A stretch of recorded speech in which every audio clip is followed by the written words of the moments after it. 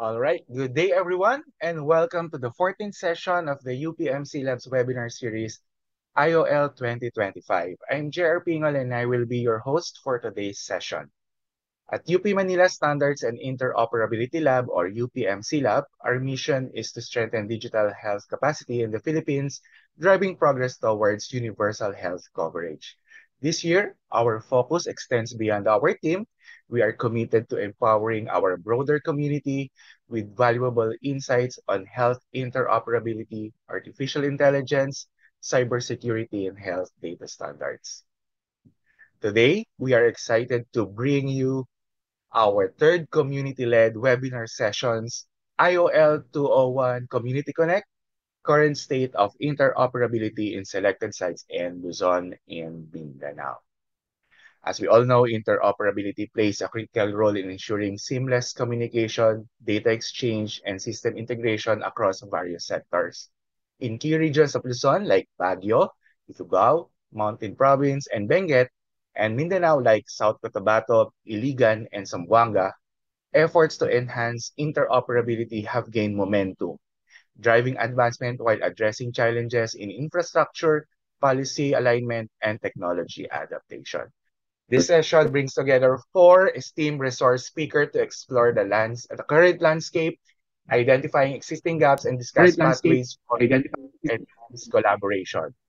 Through this engaging conversation, we will gain valuable insights into the present state and future possibilities of interoperability in these regions, ultimately shaping efficiency, connectivity, and development. We hope you're excited to learn, share, and connect with fellow members of our community of practice. Now, to kick things off, maybe our participants can share from which region, province, or city they're joining in today. You may type in your answer in the chat box and I will check it later during the Q&A. Also, we extend our sincere gratitude to our partners for their support in making this webinar series possible. To CSIRO Australia through the Strengthening Standards Capability Project or SSCP, Department of Foreign Affairs and Trade or DFAT, and of course, the Philippine Council for Health Research and Development of DOST. Again, thank you everyone for being here and let's dive into today's discussion. And for today's agenda, may I introduce our four speakers for this session of IOL 201 Community Connect, current state of interoperability in selected sites in Luzon and Mindanao. Yes, we have four speakers who will share their expertise with us. So we have an exciting lineup. So our morning will be a little busier than usual. Okay, now, first, I am pleased to introduce our first speaker, Mr. John Lemuel Dalisay, which is a Project Evaluation Officer 2 at the Integrated Provincial Health Office of South Cotabato. He leads the development of the South Cotabato One Health Information System, or SCOHIS, which enhances data integration and service delivery under the Universal Healthcare Framework. Under his leadership, South Cotabato became the first local government unit in the Philippines certified by PhilHealth as a consulta service provider. Wow, congratulations. He is dedicated to using interoperability and AI to improve healthcare systems in line with the Philippines' universal healthcare goals. Okay, now our second speaker is Dr. Jaime Christopher Punsalan, which is a physician with expertise in health systems, hospital administration, and digital health. He leads program and research at Zamboanga City Medical Center and Ateneo de Zamboanga University. Focusing on healthcare innovation and policy development, Dr. Punsalan is dedicated to implementing data-driven strategies to enhance healthcare delivery in underserved areas. Okay, that is Dr. Jaime. Our third speaker is Dr. Paulo Miguel Baquiano of Iligan. He is the Health Information System Manager and Smart Healthcare Coordinator for Iligan City's Smart Cities Initiative. He received the Praise Award from Vicente Soto Memorial Medical Center for his role as Technical Head of Cebu Telegabay, which provided COVID-19 suspected patients with online advice and improved data flow to emergency operations centers. Congratulations, Doc Paulo. In addition to his work in digital health, he lectures part-time at the Mindanao State University College of Medicine and serves as the occupational health physician for Holcim Lugit Plan. Okay?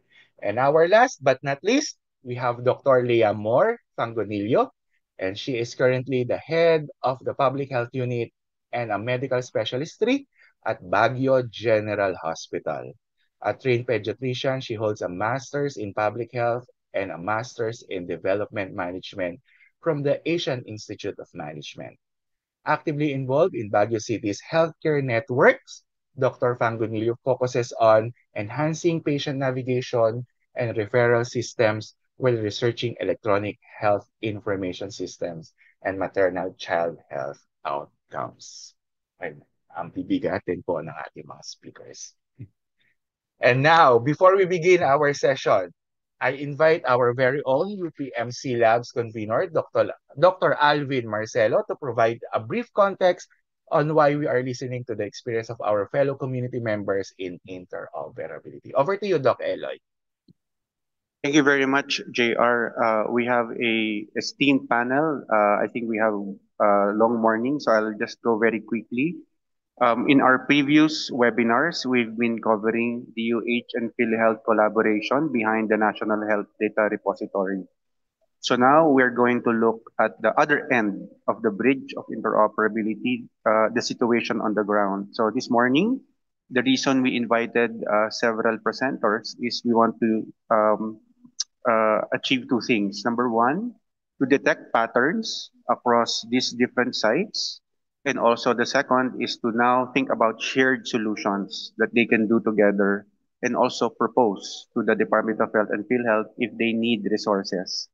So without further ado, I'd like to call on our first presenter, John Lemuel Dalisay from the Integrated Provincial Health Office of South Cotabato. JL, take it away. Thank, thank you, Doc. Good morning to everyone. First of all, my gratitude to the UPC Lab for allowing us to present our experience here in our community. So let me start first with my presentation. First of all, the South Cotabato. So South Cotabato is currently located in Mindanao, particularly in the Region 12 po. So it's one of the province in the Region 12. It has more than a million projected population, and we have 11 component LGUs, 10 municipality, and 1 city. And we have a total of 199 barangays po dito sa South Cotabato. And in terms of our health facilities, we have around more than 200 plus barangay health station, more than 20 birthing home, 8 balay ni nanay, and then 11 rural health units, 6 government hospital, 2 super health center, etc. So before I go for the technical ones on our digital health, I'd like to start with our adoption of our universal healthcare law here in our province through our provincial ordinance number 61, which is known as the South Cotabato Local Health System and its IRR. So that's where we started here in South Cotabato. And with that, we have a product that we developed. So first is we have our referral manual, and we also have our directory, and also, of course, we also have our facilitators guide. And also, we also have this one, resolution adopting and approving our South Cotabato province-wide health system and referral manual, which is year 2023. So, and also, we also have a chance to present our manual to our president, Bongbong Marcos, and also we also launched our manual together with our Secretary of Health, Dr. Teodoro Herbosa, on the same day. And this manual was published together with UP Mindanao Assistant. It has both digital and hard copy ISBN that is available. So in our network, we identified two referral pathway. First, we have our lower Bali referral pathway. As you can observe, we have a lot of government-owned facility that is mostly occupied at the rural unit infirmary, and also as you can see on level 3 hospital, we don't have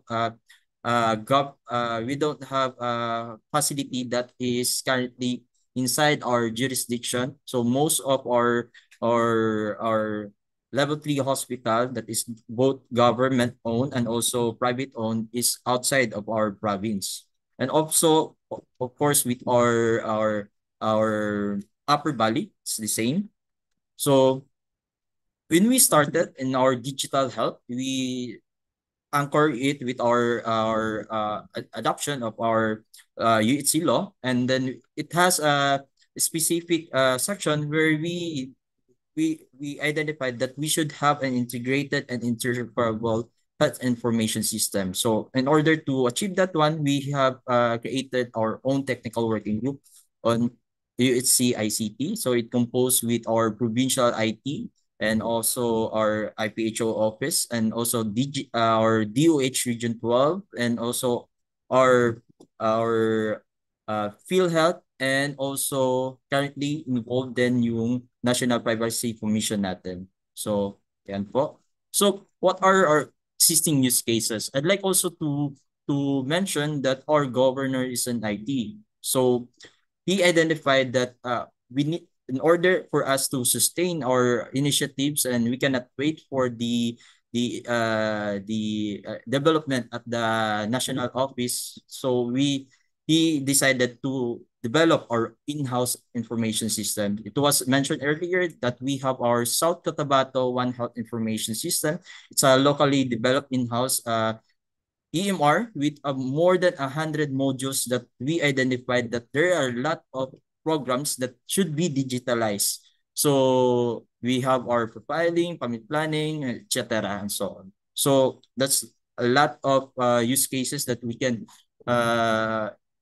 that we see that it should have interoperability functions. And also, as mentioned earlier, we have our referral manual. So it should be a there should be a digitization on our referral manual. So we have our digitized referral manual thanks to the pioneer. I'd like to highlight the DOH Region 7 on pioneering the electronic referral system. So we adopted the how we were inspired by the DOH Region 7. So shout out to the Region 7, the DOH, and also the DOH 12.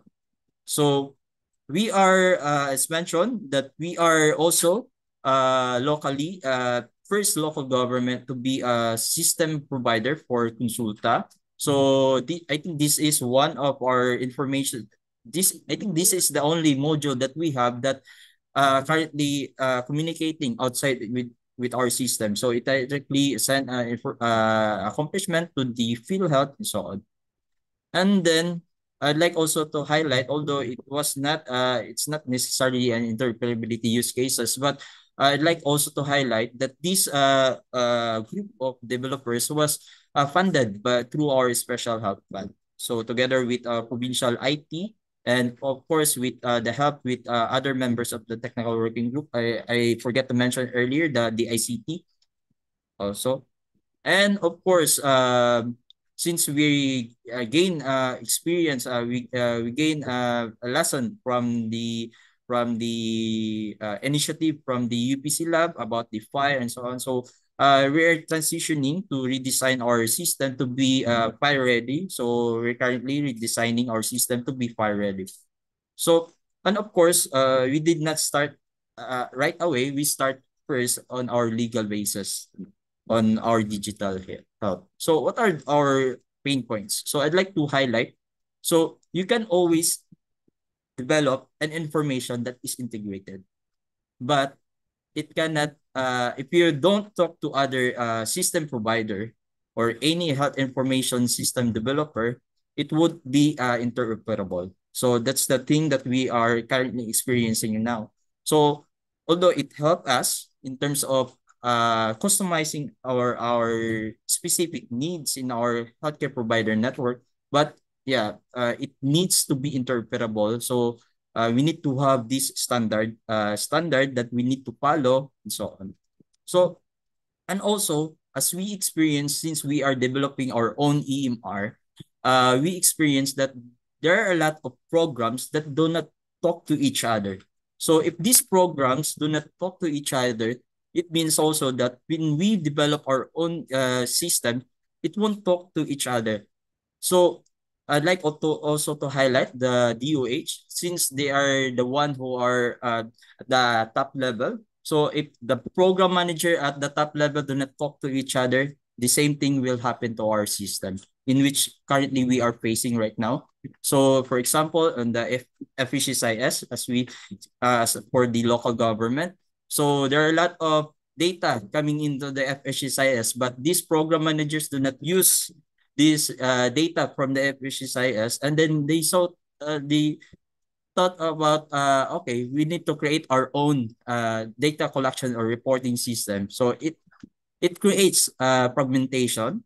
So the same person who will report to the office and so on. So yeah, it create more fragmentation than connection. And of course, we have our field health, the same. There are a lot of systems from the field, but do not talk to each other. And of course, we need the DICT to step up. As we know that DICT is the of course, being the Department of Information Communication Technology. And of course, the use of our Philippine identification system will have our PhilSys ID. And I'd like also to highlight that there are a lot of good innovation coming from the funded agency by DOST, but they don't consider about the interoperability. Hopefully, all those funded project relating to digital health should be interoperable. So, and of course, the infrastructure gap, I'd like to also to highlight, if the higher office uh, cannot secure funding for their infrastructure, how do you expect at the level of the lower offices, like at the BHS level particularly? So there should be a capacity building, particularly on how we go about it. How can we ask our management to fund our infrastructure? And of course, the capacity building. So we know a lot that our IT is capable, but there should be a proper capacity building, particularly as we go about on the interoperability. Currently, it's good to know, it's good that we have UPC Lab who are currently capacitating us on talking about interoperability. So it should be done. And also, I'd like also to highlight that there are a lot of program managers do not know about interoperability. So only the IT knows about it, but there should be sort of a general capacity building. What is interoperability to the general, particularly at the program managers? And of course, the data governance and cybersecurity and so on. So if we go more interoperable, we need to talk more about the security. And wish list. So we wanted to have this full interoperability via HL7 Fire. And of course, referral system integration. And of course, we have our DOH, PHIC, DICT, etc. to talk to each other and plan out before going out. Of course, we value this innovation, but of course, if we think more about it, that it will do more harm than good, then maybe you need to talk to each other again.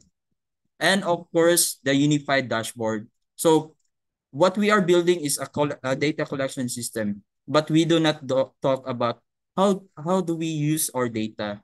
Are we using our data or just sending the data, a lot of data and so on? So if we don't use the data, what's the purpose if we are collecting our data? So I'd like also to highlight that one. And sustainable development. If we're going to talk about ICT and so on, we have a lot of good innovation, good technology and so on, but we don't talk about sustainable development. So how can we sustain our team, our innovation, our tech, and so on. So I think that's all for South Cotabato. I'd like to pass next to Dr. Jaime. Thank you. Thank you very much, Sir JL, for that great presentation. I was really amazed with the referral system that you have made. I hope I can also ask for a copy of your publication regarding the referral system. So thank you very much. So again, good day, everyone. Today, I'll be presenting our perspectives and experiences at the Zamboanga City Medical Center as an Apex hospital and how we are advancing interoperability within the healthcare provider networks in Western Mindanao. So, so based on the Republic Act 11223, it mandates the establishment of a province and citywide health system operationalized through healthcare provider networks or HCPNs. These networks are intended to deliver coordinated, people-centered care by linking various public and private health providers within a defined area. For HCPNs to function effectively, three key elements must be linked: referrals, health data, exchange, and governance. These rely on strong digital infrastructure, leadership, making interoperability not just a technical requirement, but a strategic imperative for UHC implementation. So Apex hospitals like ZCMC are formally linked to HCPNs. Beyond providing specialized services, they also host teaching programs and specialty centers. In DOHAO 2020-0019, core functions of an Apex hospital were enumerated and can be translated into four operational pillars, such as clinical governance, referral system oversight, human resource training, and research and public health operations. This align with GCMC's capabilities and strategic direction as an Apex hospital.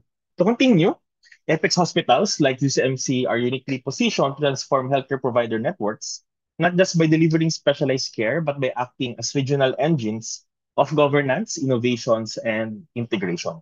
First, through specialist telemedicine center, Apex Hospital can extend expert care to lower level facilities and remote areas, improving access and reducing unnecessary referrals. Second, they can lead in referral system oversight by implementing digital patient navigation and e-referral platforms. And this ensures referrals are timely, structured, and tracked, enhancing both clinical efficiency and patient experience. Third, Apex hospitals can become regional digital innovation hubs, leading training programs in EMRs, fire interoperability, and telehealth workflows. These initiatives address the urgent need for digital upskilling and localized national digital health architecture, such as the OpenHIE. Lastly, they can serve as custodians of clinical and public health data, hosting structured repositories that feed into dashboards for referral and patient navigation, disease surveillance, service delivery analytics, and evidence-based policymaking. By embracing these capacities, Apex hospitals can move beyond traditional roles and become strategic integrators and stewards of digital health transformation. So, going to Zamboanga City Medical Center, it is designated as the Apex Hospital for Western Mindanao. Not just Western Mindanao, but also nearby Barm Islands such as Sulu, Tawi-Tawi, and Basilan, serving as the referral center for specialized care across the Zamboanga Peninsula and the adjacent island provinces. With a catchment population of over 5.7 million, we actively collaborate with several hospitals and networks of healthcare facilities in the region. As an Apex institution, GCMC is uniquely positioned to integrate fragmented services across the network, lead innovations in interoperability, and reinforce governance systems that support a responsive and equitable health system for all. So basically, with the current absence of a localized architecture, our digital health strategy aligns with some of the elements of the Open HIE model. No? Zamboanga City Medical Center has made key strides in health data infrastructure. We've initiated the integration with PSA for digital identity verification that can be used in terms of our outpatient department and admitting section. Also, we are able to develop an institutional human resource information system that will be the basis for our health worker registry and began mapping standards terminology sets for products, supplies, medicines, and clinical inventory. This will form the backbone of a structured and interoperable system. At the point of care, GCMC combines both third-party and in-house systems such as the hospital information system, laboratory information systems, radiology information systems, e-claims, and telemedicine applications. Process mapping and file mapping are ongoing to ensure feature compatibility and structured data exchange across all services. One of the interoperability use case for Zamboanga City Medical Center is the Regional Telemedicine Center. So a key, this connects DCMC with over 60 rural health units and 25 hospitals and 18 correctional facilities, including hard-to-reach areas in the Barm Island provinces. Since its launch in late 2021, the center has facilitated over 2,500 remote consultations across multiple specialties, reducing unnecessary referrals and travel while ensuring that patients in geographically isolated and disadvantaged areas receive timely specialist care. Through this center, ZCMC demonstrates how an Apex hospital can not just lead in clinical excellence, but also in network-wide digital transformation that directly advances universal healthcare. Now, the plan for the telemedicine web application of the RTC is to be incorporated in this web of systems. This flow is envisioned to be bidirectional, referring sites, such as rural health units and infirmaries and local hospitals, can send data but also receive timely feedback and care updates through the same interoperable system.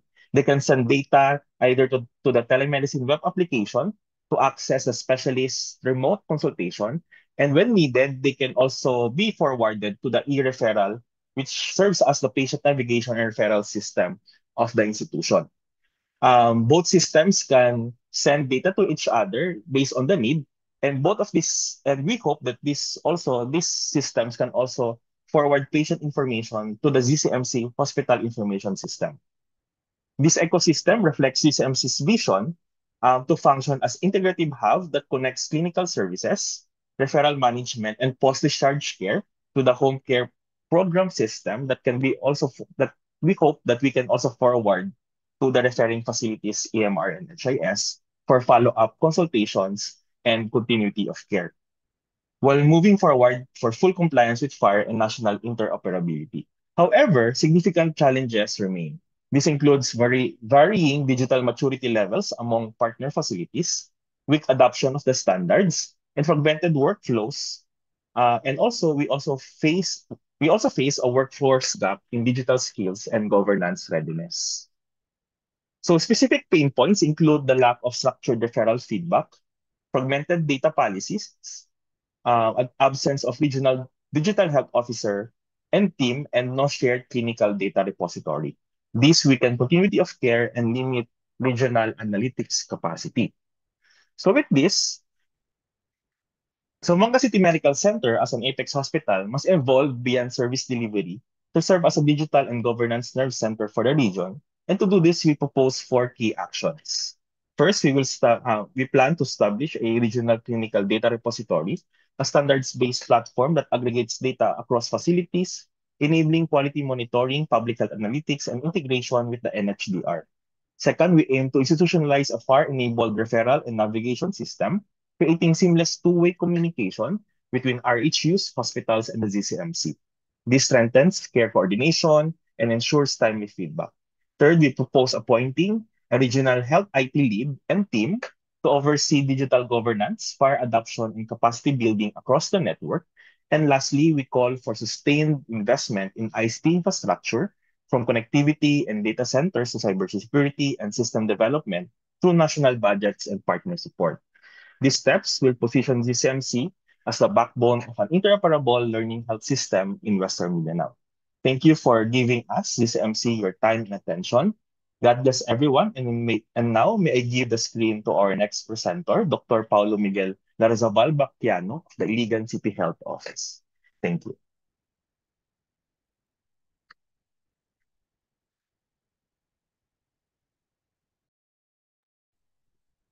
Hi, thank you very much, Doc Jamie. I hope everybody's well. Thank you very much for inviting Iligan City to this wonderful event and webinar. So basically, I'll just try to make this really quick, since we're basically just talking about what Iligan has been doing so far, and since Doc Jamie and JL has done a wonderful job at introducing the challenge that we're all facing, especially as we do it at the local level, no? So the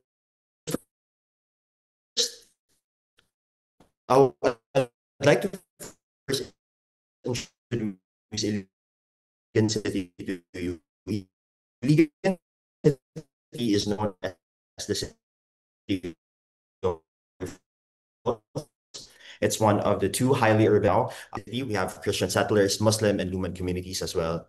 With a land area of about 800 square kilometers, it is almost twice the size of Cagayan de Oro City. So just imagine the amount of mountainous regions that we have to cross to reach our patients, no? But we only have about 20 doctors in the entire city health office, not in charge of the city's public health system. So imagine the distance we have to cross and the amount of patients that we have to see.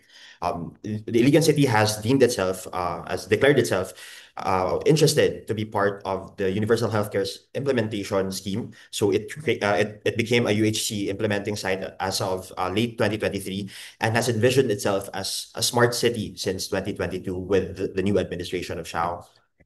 Iligan City has then started to envision itself about and try to define what a smart city is at the level of at the current level of political, basically at the current level of political climate, has tried to envision itself as a smart city. So we try to envision the future of interoperability, not only in healthcare, but also as we connect healthcare to social services, to other registries, so on and so forth. So we created user stories such as this about how patients and citizens as they register to the Philippine Identification System in PhilSys would have their own citizen registry, much like the citizen registry in South Cotabato. Thank you very much, JL, for that wonderful presentation. We want the citizens' data to be crossing over to different health facilities, to health to social service sectors like persons with disability registries, referral systems, so on and so forth. So we really are taking a look at that level of interoperability, not only in healthcare. So we always kept the idea of access in mind. We wanted an interconnected navigation throughout all of the LGU services, not only in healthcare and in social services. This is highly influenced by Iligan's geography and politics, considering our 11 geographically isolated and disadvantaged areas. No? So it's very important for us to start talking about telemedicine, to start talking about appointment systems so that our kababayans that are far in the mountain regions, as long as they have an internet connection, they could have access to the LGU's government services, even if they have to come down into the city center, they would have those the digital transformation of the City Health Office and Iligan's LGU demands a fundamental cultural shift. Success is predicted on moving from compliance-driven data reporting to a culture that deeply values, actively uses, and strategically integrates data into every decision. So it's meaningful data collection, meaningful data analysis, no? and meaningful data visualization. Cultivating this data-driven mindset, we have to empower teams with analytic skills, with embedding data utilization into workflows, not only at the level of operational change, but really to a cultural and paradigm shift. No, this is a strategic imperative that is very important for us to start and to continue our current transformation. So creating applications, even at the smallest and the simplest level, as long as we push for systems to start digitizing and digitalizing later on. So an example of this is starting to introduce our workers as well to applications such as Google App Sheet, which I'm also doing a workshop on today. Where we're also trying to starting to create applications that would digitize our current registries, like the Iligan Health Registry, which we would be using to populate our electronic medical records and our e-referral systems, as I would talk about later on. Our Iligan Persons with Disability Health Registry, because unfortunately, the OHS registry is often unupdated. So we were trying to create one that is local and is constantly updated and updated in real time. So we want to map out these individuals as much as possible. Later on, we are talking about connecting this PWD registry with electronic medical records as well, as long as they have the same using the same PhilSys ID unique identifier. So we're starting to use we've Iligan City historically has had a hard time pushing for the use of electronic medical records to start integrating their local health systems. By 2022 and by 2023, with my entry into the City Health Office, we've started pushing this a lot more aggressively, and trying to push as well the idea that electronic medical records, even though transformative, are useless if the workflows of our healthcare workers are ultimately disturbed and ultimately changed.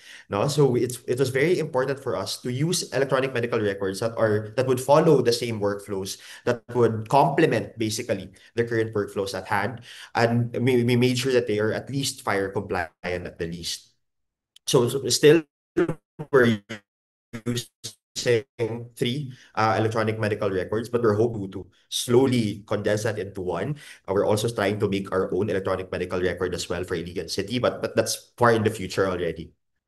So we're also trying to create our eSCED, or our eSCED system, or a consulta and appointment system, which is still currently in development. Iligan City has always had a lack of appointment scheduling at health centers. Our GIDA areas are quite far away. So what would usually happen is people would have to come quite early just to reach their health centers in catchment areas. So what we would want to do is establish start at least Starlink connectivity at that area, so they could create an appointment system for them so that they could save their spots and essentially create this access and expand this access to patients in GIDA areas. We also want to expand this access to people who cannot actually just go early to their healthcare centers and to avail of the services of the City Health Office. So as much as possible, we want this to be available web-based. We want this to be accessible, so on and so forth. At this point, we're also thinking about the appointment resource of FHIR already. We're looking at the organization resource. We're looking at the patient resource, the provider resource of FHIR already. So as we develop this, we already have FHIR and interoperability at hand. So this is just a few screenshots of the UI of the eSCED application that we're currently developing. We're also trying to create our own e-referral system. The current patient referral system in Iligan City is still manual. It's still the same one that's being used for decades, but it is fragmented and lacks real-time coordination between healthcare facilities, resulting in delays, lost records, poor tracking of patient status, and limited access to timely care. So the goal really is to create an interoperable web-based referral system to coordinate and streamline these referrals. So I'll try to show you what we've created so far. It's basically an in development. It's currently an app that's currently being developed by our wonderful smart healthcare team.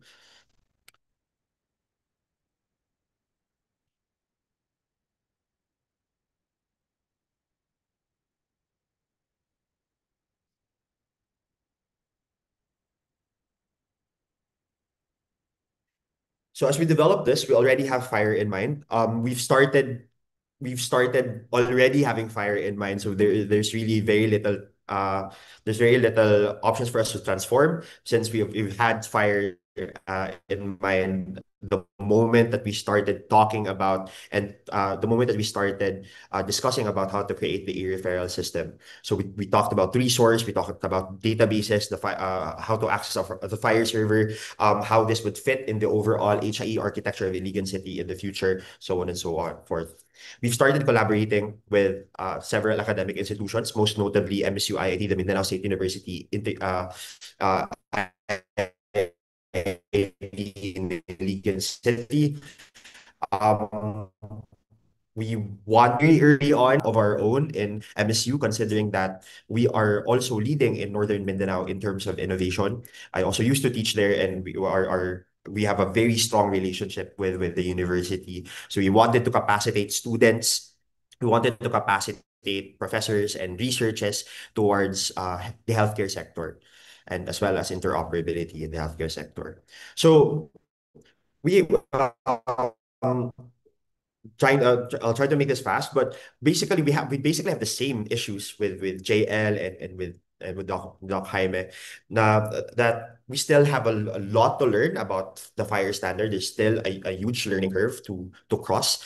There's still a need to increase our capability, the capabilities of our developers and as well as our healthcare workers to really understand what interoperability is.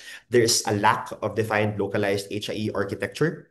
Great, there's an HIE architecture at the national level, but it would have been a lot easier for us if DOH already gave us a model of how to do this at the local level, especially at the city level. But regardless, we're trying to innovate, we're trying to design our own HIE architecture. The problem then is there is still siloed national level reporting and databases. In fact, our the electronic medical records in by DOH isn't necessarily interoperable with their other reporting mechanisms, such as, for example, your Oasis, ITIS, Clinics Point, and at that level with us as we define these things, since there is still a fragmented reporting mechanism from DOH. So I guess considering that Iligan City has only started this a few years ago, about 2 to 3 years ago, there's still a lack of human resources that is focused on healthcare. There's still a lack of digital human resources, experts basically that were focusing on smart healthcare. There's still a few of us. There are only I think about 3 to 5 people focusing on this. We still want to expand this further on. There's still also at a certain level a lack of political will and a lack of implementation, basically a lack of will to implement, considering that healthcare isn't that shiny. So we're still really trying to push for this, and trying to connect it with social services so that it will be more appealing politically. So basically, we have the same wish list. We want as much as possible fire standard certification trainings for all of our developers, not only those that are focusing on healthcare, because we want to cascade this down later on to students, to our interns in the ICTC in Iligan City. We would want consistent that we would wish for consistent reporting mechanisms across the public health sector at the national level. We'd love to communicate with DOH on this. We'd love to establish a CILAB in Iligan City. We've talked to Doc Eloy about this. We still want to push this further on, and to, of course, establish and activate communities of practice across regions and to socialize software. So since we're creating our own e-referral system, Cotabato has its own e-referral system. I think Zamboanga has its own e-referral system as well. It would be much better for us to basically socialize and to share the software with each other and share our human resources and expertise with each other. At no cost if possible. So those are all of our wishes. And with that, I guess I end my presentation. I'd love to give the stage to our next presenter from Baguio City, Dr. Ryan. Thank you very much. Thank you so much, Dr. Paolo, and good morning, everyone. I'm Dr. Lea Morfang, as introduced earlier, and I'm so happy actually to be the last presenter because there are a lot of topics already discussed, especially the introduction of our previous speakers, because I will not go into that in details already because it was already discussed.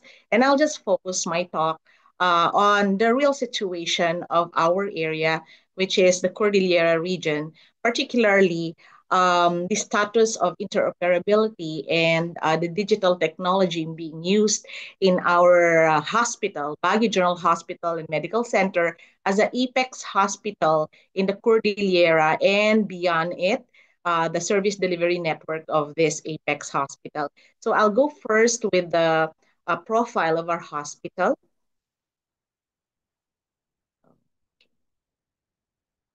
So Baguio General Hospital and Medical Center has an authorized bed capacity of, by law, 1,500 beds. But our authorized bed capacity is 600 and our implementing is also 600. So it's actually a huge hospital. It is a general hospital with multi-specialty capability.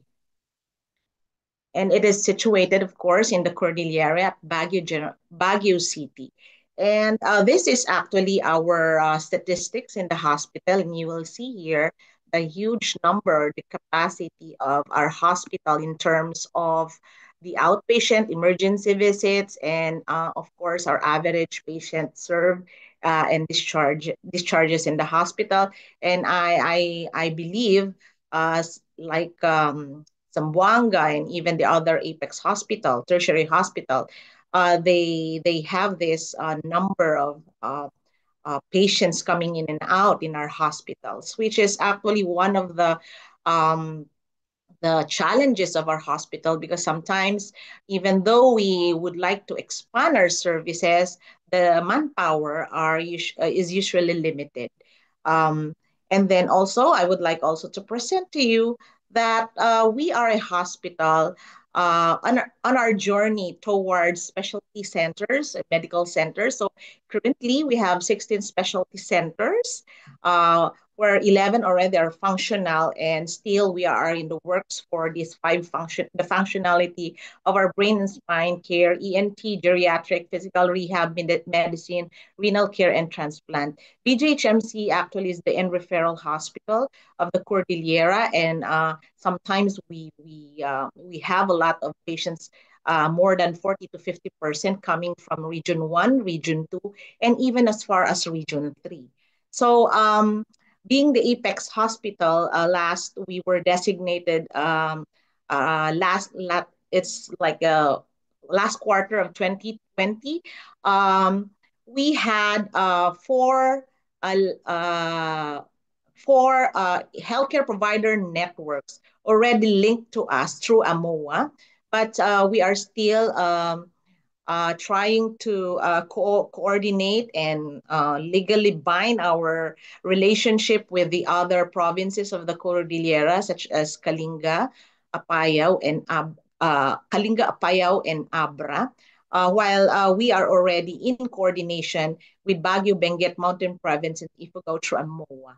So these are actually the top referral provinces in our hospital right now. So again, this is our patient navigation statistics. We can see here that the top referring facilities, which is in Baguio, are actually private hospitals. These are the Pines, Notre St. Louis Hospital, who are actually the St. Louis Hospital is also an Apex private hospital in the Cordillera. However, there are limitations still. That's why we always receive patients coming from this hospital, particularly this private hospital in Baguio. While in the whole region, CAR, the top referring facilities are coming from the level 2 hospital and even uh, level 1 hospitals, which are Benguet General Hospital, which is near our area, Luis Hora Memorial Regional Hospital, which is already trying to improve or level up into a level 3 tertiary situated in Mountain Province. We have Dennis Malites District Hospital and Cordillera Hospital of Divine Grace at Benguet. Okay, and for the region, top referring facilities in our region in terms of referrals, coming from Pangasinan area or Daneta District Hospital, Region 2, the apex of Pangasinan, Region 2 Trauma and Medical Center, Puzurobio District and Rosario District Hospital, which are all level 1, level 2 hospitals. And for us, being an apex, our outbound referrals are usually to NCR, where specialty services are needed, and it's not still limited in our area, which is, of course, Philippine General Hospital, Philippine Heart Center, and KTI Lung Center, and Philippine Children's Medical Center. So this is actually the patient navigation and referral statistics that we have right now. And the top actually cases that we refer are really very specialized cases already. That's the reason why we really need to improve further on our referral, not only the face-to-face or the manual referral, but actually we hope in the future that we can actually strengthen the digital technology referral platforms that we have with these hospitals where we commonly refer and receive patients as well. So let's focus on Baguio City Healthcare Provider Network. So we can see here the statistics, no? And they have chosen Baguio General Hospital and Medical Center as the apex hospital together with a private apex hospital, which is SLU Hospital, the Sacred Heart and Medical Center. There are no municipalities because this is a chartered city of Benguet, no? Baguio City is within Benguet, but it has independence. And it has 16 district health centers, 33 satellite clinics, and of course, there are 4 private hospitals. And BGHMC, our hospital, is the only government hospital in this locality.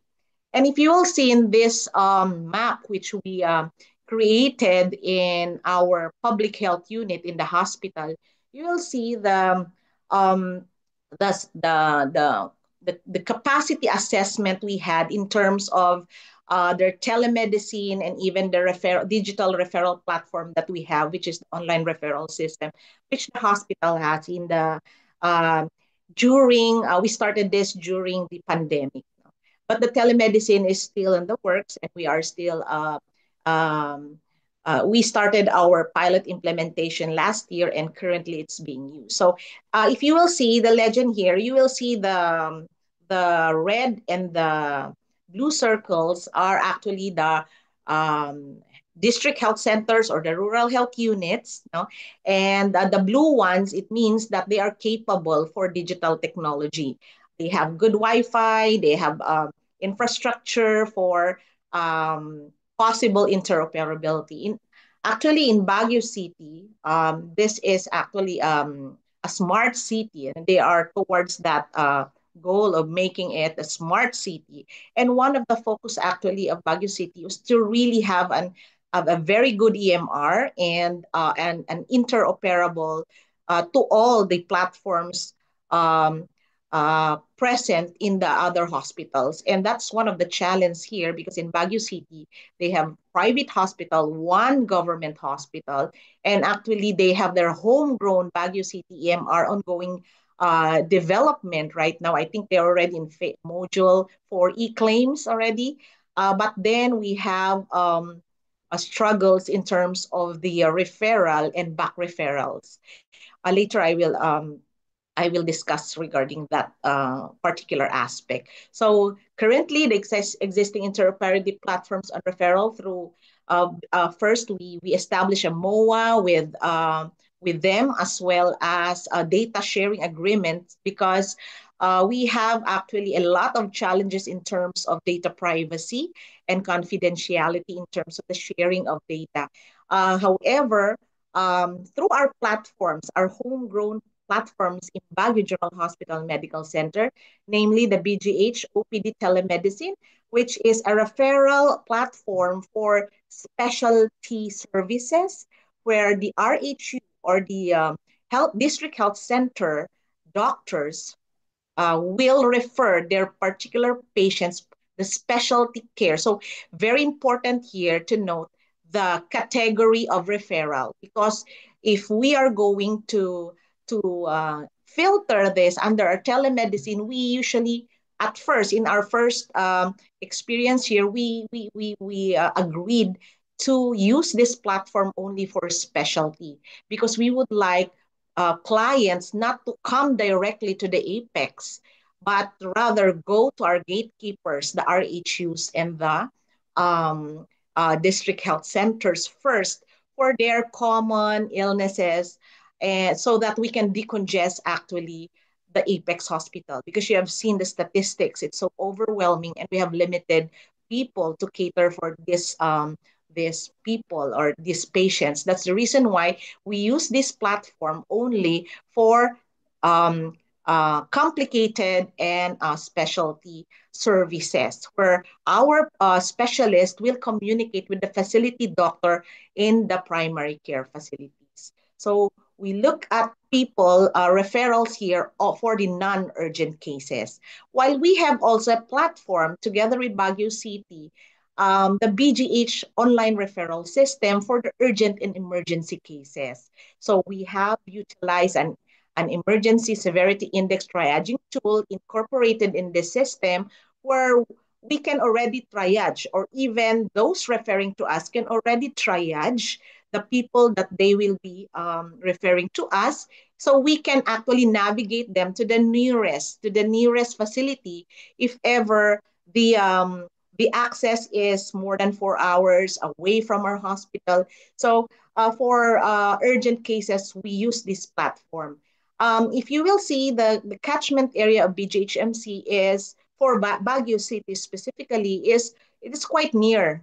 However, there are really urgent and emergent referrals, like particularly those accident-prone areas in our city. So since we are a trauma specialty center as well, most of these referrals come to us, and they use this platform as well.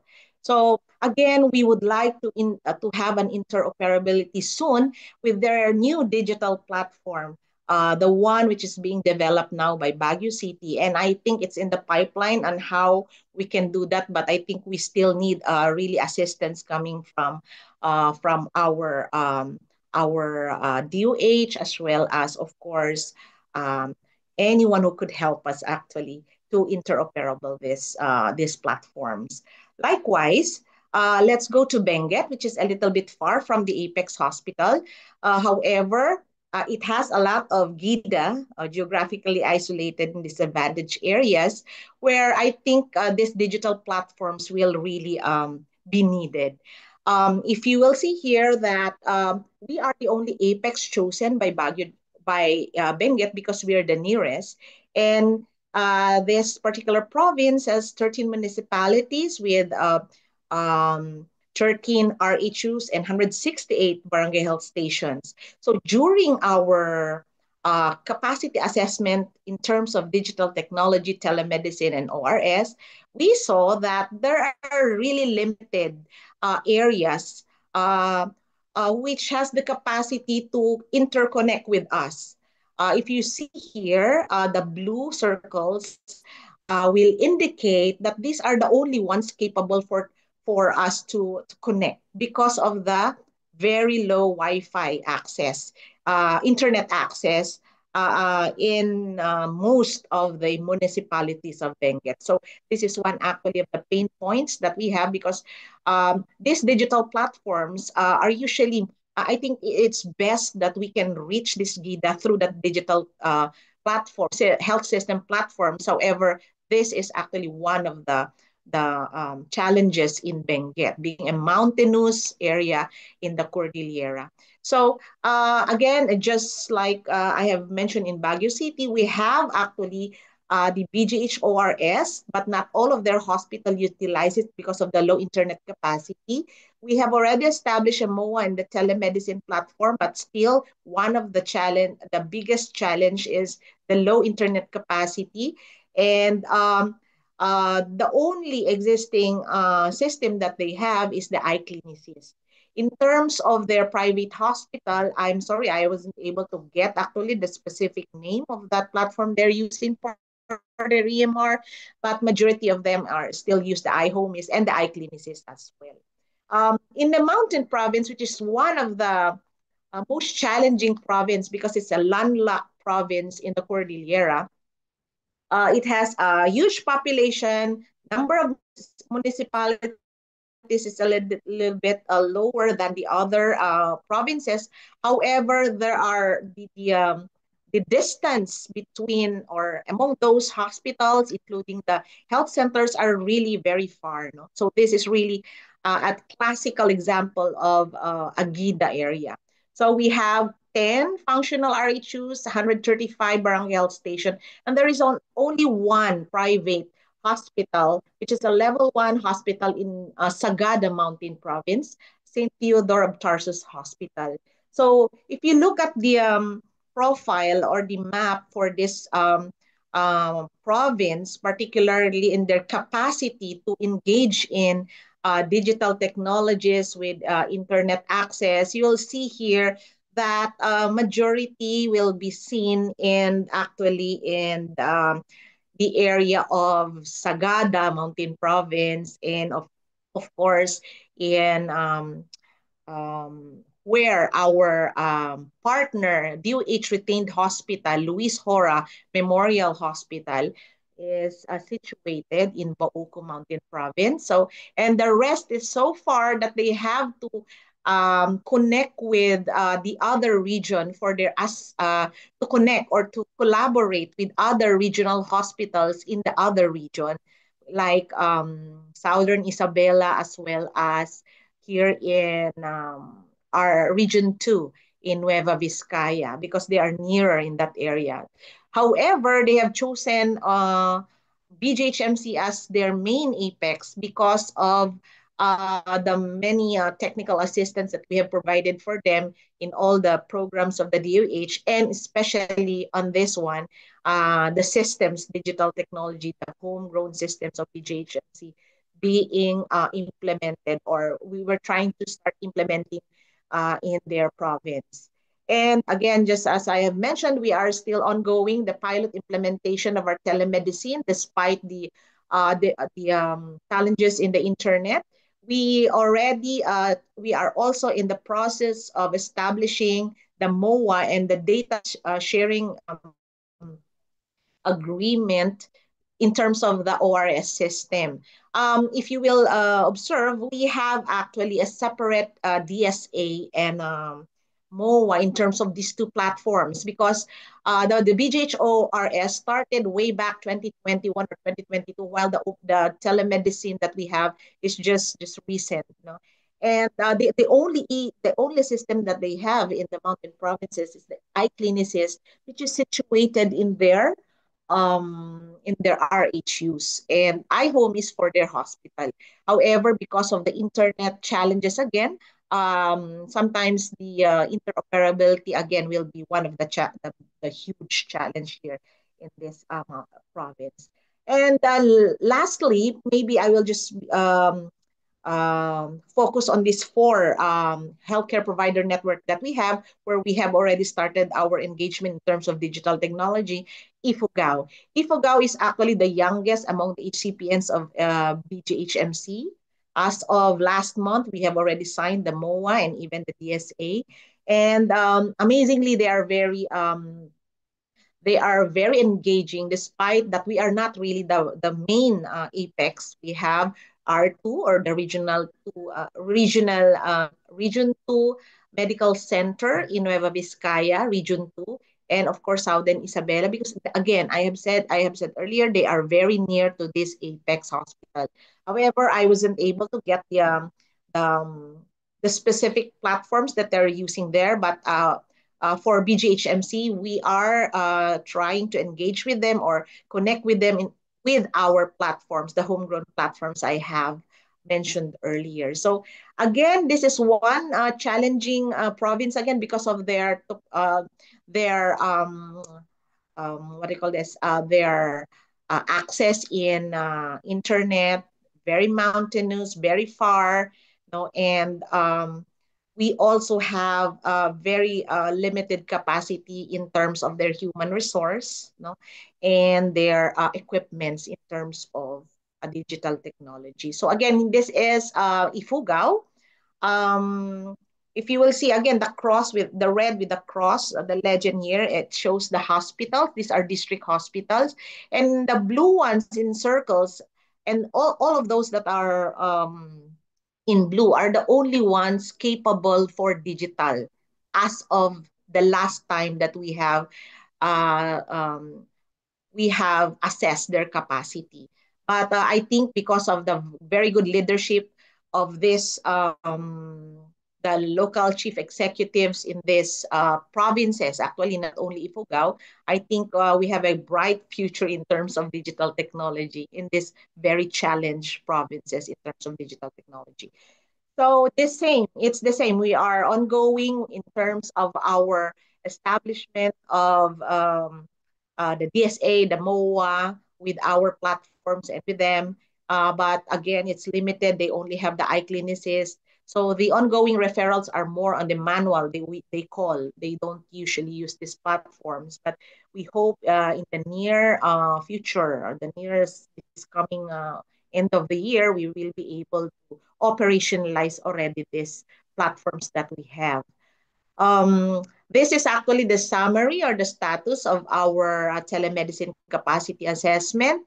And if you will see, it's kind of mabagal po, no? It's so slow because aside from we have the homegrown platforms, no? However, we have limited capacity, of course, of our developers because we have other modules or systems being established in Baguio General Hospital for internal use. And of course, we know how fast the turnover actually of these IT specialists as well. That's why we would like really to have assistance coming from DOH or any stakeholders would like to help us to really help us operationalize all these homegrown systems and be interoperable with the other systems that we have in the region as well. So again, actually the public health unit in collaboration with our MIT in the hospital are the one who are doing this collaborations with the HCPNs. And one of the primary role of the public health unit in an Apex hospital is usually to monitor and likewise evaluate where are we in terms of this patient navigation and referral system. That's why maybe that's the reason why I was put here to talk to you now because actually this is what we do in the public health unit. So this is actually the summary and we hope to really fast track this with your help and the help of the other stakeholders who would like to engage with us actually in terms of the development of these platforms in the Cordillera. So in summary, I truly resonate with the presentations of the previous speakers. It's like I was thinking, oh, it's a universal problem. So I think I will just enumerate this. Interoperability of system is really not yet established in our area.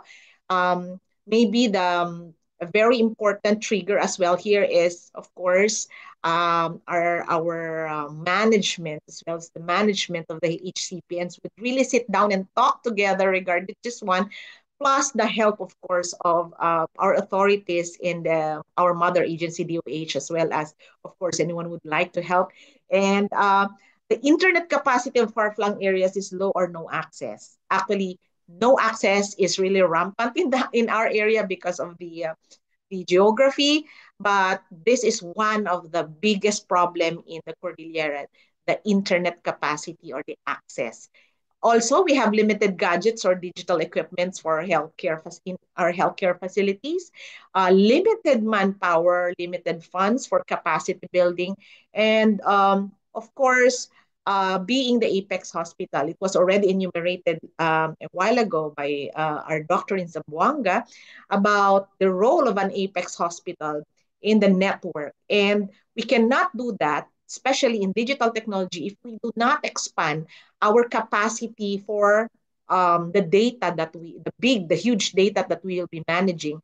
So we really need to establish a data center so that we can really, maybe we can accommodate, if ever, we'll be the host for these platforms, all the systems in terms here in the Cordillera as well. We also have, this is one of the pain points in the public health unit because DOH already mandated us to, report back referrals in terms of from the Apex level 3 going back to the primary care centers, right? And this is one of our struggles because we need to really redesign maybe some of our homegrown system so that we can operationalize the back referral. Because referral system is not just unidirectional, it should be bidirectional as mentioned by earlier, and this is one of our problem. We cannot utilize our platforms for back referral. So what we do is we need people again to do the back referral manually. So that's what we do right now. So our wish list is the same as the other speakers, and thank you for us um, expressing them all kanina, no? So actually, we really want to feel actually the assistance, more of the strengthened collaboration of our mother agency, DOH Kimit Siguro, who would help us in the ICT infrastructure development. Also, probably they can augment funds for our capacity building activities in terms of our dissemination, operationalization of our digital health system, particularly on these aspects, no referral, EMR, surveillance, immunization. It's just good that we have a very strong data privacy and confidentiality guidelines in our hospital, but sometimes it's quite limiting because the HCPNs are not yet ready in terms of this data privacy and confidentiality. That's the reason why we onboard in our team in the digital technology in the hospital is the DPO, the data privacy officer of us hospital, who is always there to advise us in terms of how we can really overcome the gaps or the challenges in terms of data privacy for these digital platforms from the Apex to HCPNs and back to us, the Apex.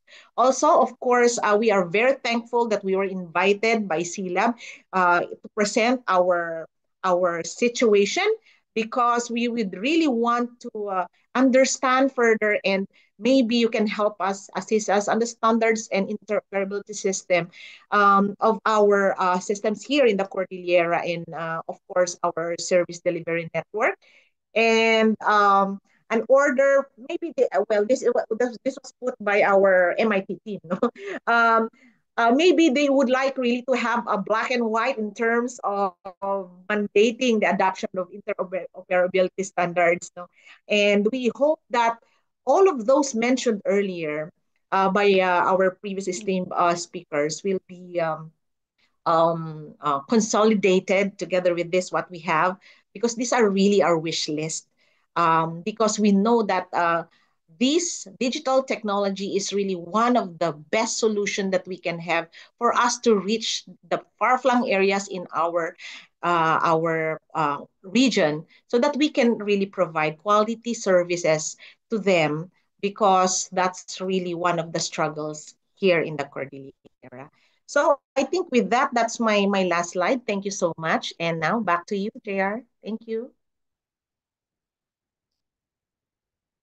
Thank you so much, Dr. Liamor. Of course, we will consolidate all the pain points mentioned and also the wish list. Thank you so much, Sir JL, Doc Jaime, Doc Paulo, and Dr. Liamor for the enlightening talk. We enjoyed your informative lecture.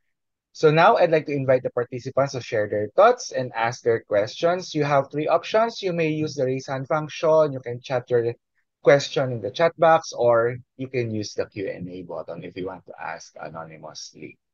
Okay, so let me check the chat box. So, okay, we have a question here to any speaker. Okay, do you need a special person to oversee interoperability in your region or province, or is there already someone accountable? Anyone pa?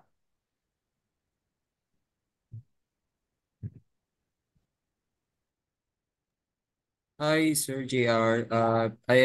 I've sent my my answer to the question of Doc Alvin, but I'd like also to highlight in terms of this person or representative that oversee in terms of the development or any initiatives on interoperability.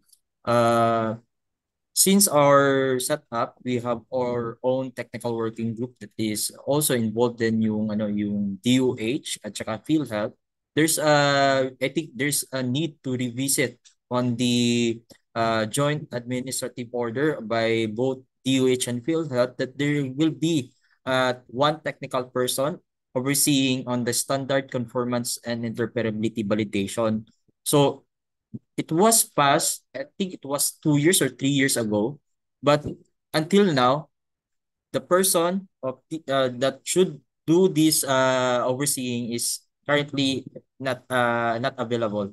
So I'm asking our representative from the region, the DOH and PhilHealth, what they answer is that they're still waiting at the national level.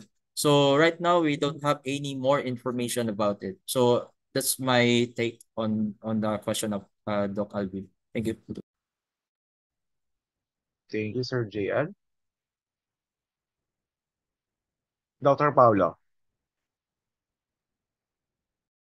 I do agree with JL.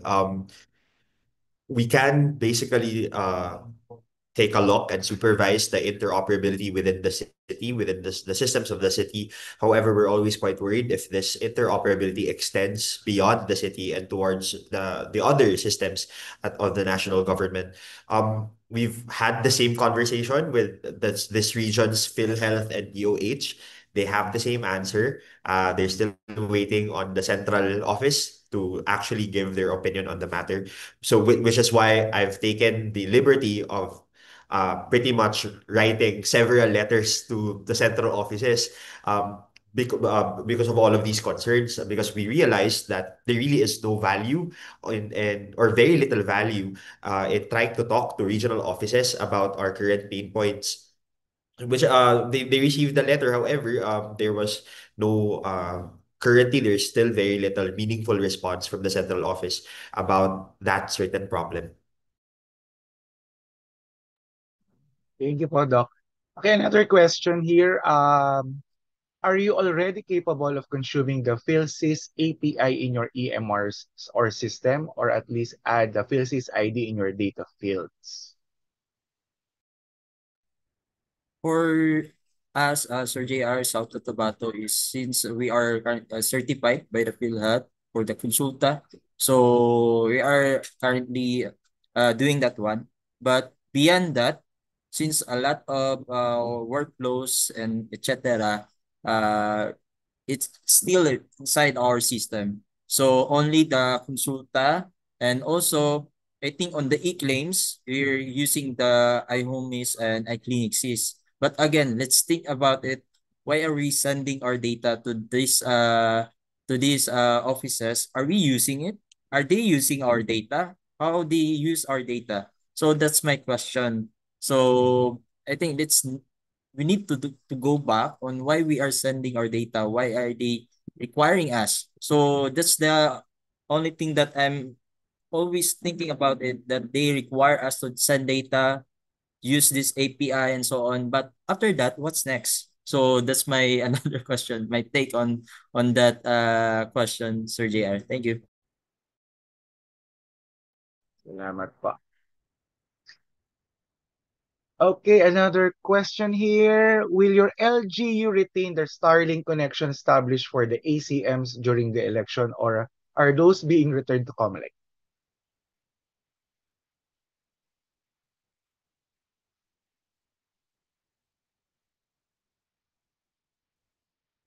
Mukhang sumisenya sila na wala. Yun na lang ang sagot. Okay. Okay, for the last question po, in your opinion, this is related to private hospital. So this is asking for your opinion po. What are the primary challenges do you think private hospital face in your area in adapting interoperability? What do you think are the factors that contribute to their resistance? So yun po. Yun po. Hello, Sir JR. Dr. Amor, Corporate. sige po. Yeah, actually, that is one of the biggest challenge for Baguio City because number one, they have different platforms. So sometimes that's one of the huge, if they would like to share these private entities or private organizations with these platforms that they have, the data sharing, the confidential. This is governed by different aspects of. I don't know how they do it, but um, when we have this dialogue with the healthcare provider network members, particularly the hospitals, um, there are limitations in terms of how they will share it. There will only be limited. There are limitations. That's the reason why the direction of Baguio City is to really make their own homegrown system, which will now interoperable, which will be interoperable to us, because it's easier to talk between government to government versus government to private, in terms of this one.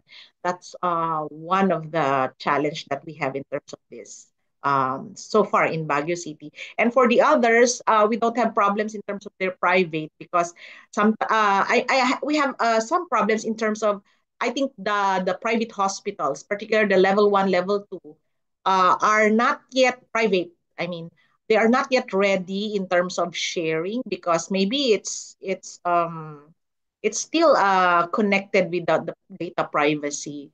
But I think we should have a technical working group to work on this, so that we can actually imbibe as well the private health systems that these hospitals have in the as member of the healthcare provider network.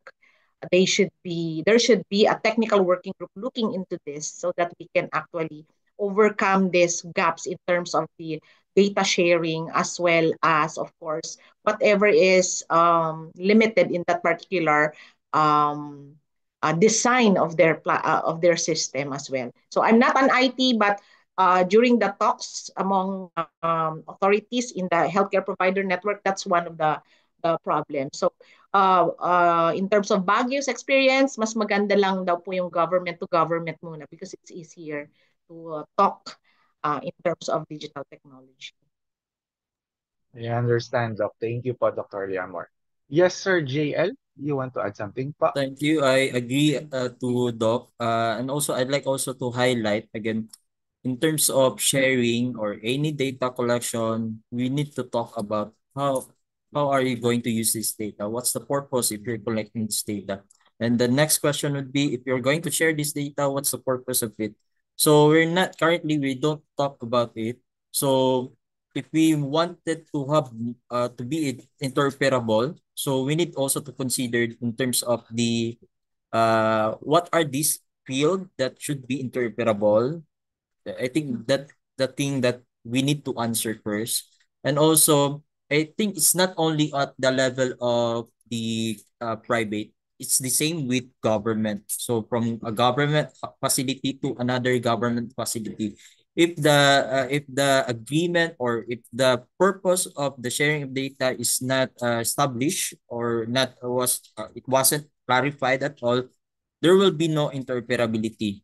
So at the same time, there's no clear cut guidelines or clear cut policy about interoperability. What are the scope of it and so on. So if there's a clear cut policy about it, then I think there will be a talk about it, and there will be a series of consultative and so on. So since currently there's no talk about it or a clear policy at the national level about interoperability, then again, we will face the same problem.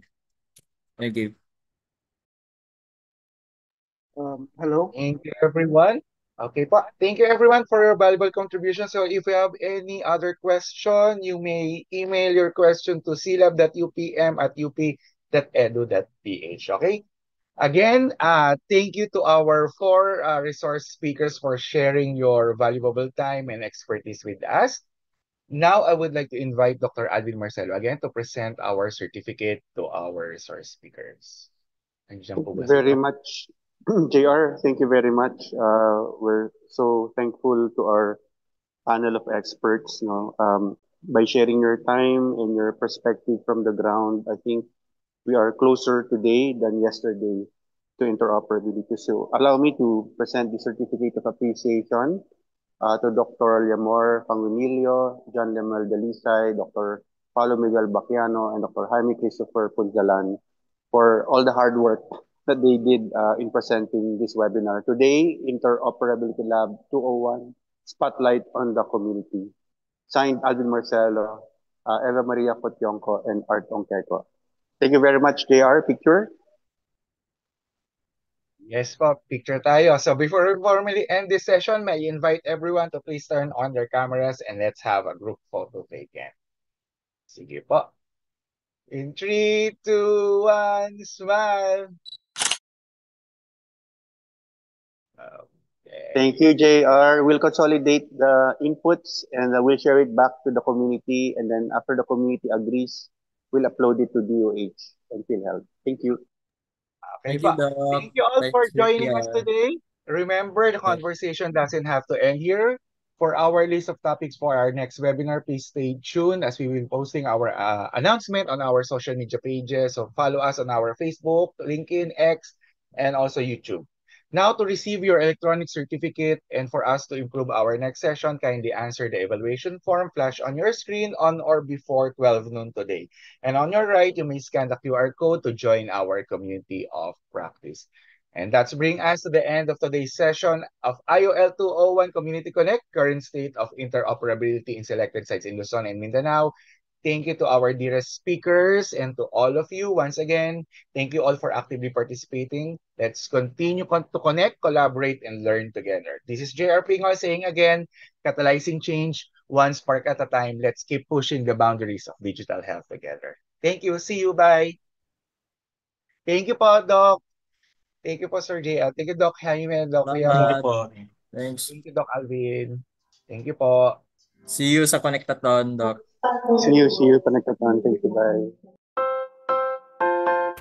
Bye.